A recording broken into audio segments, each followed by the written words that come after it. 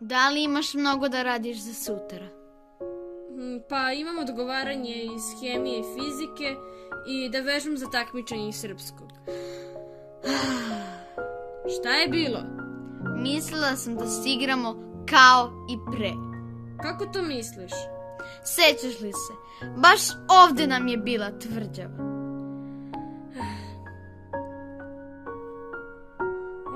Da, to je bilo jednog letnjeg raspusta.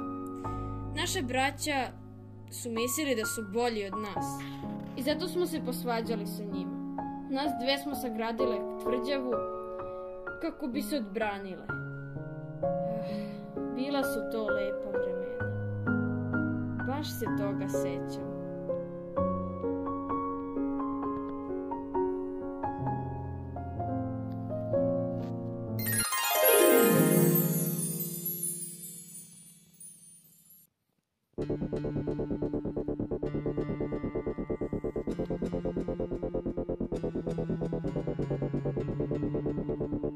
Neco, krenuli su u napad. Spremni smo! Pobedit ćemo vas! Pobedit ćemo vas! Ne možemo da uđemo u ovu vašu glupu tvrđavu!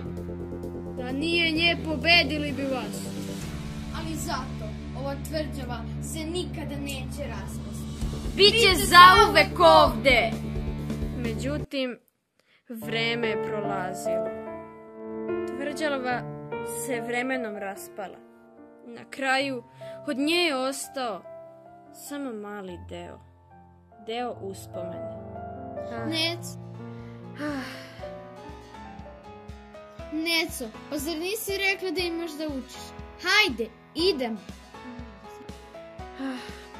Da, međutim, to može da sačeka. Mislim da je pametnije da sada sagradimo tvrđavu. Kao i nekad. Stvarno? Da, hajde idemo.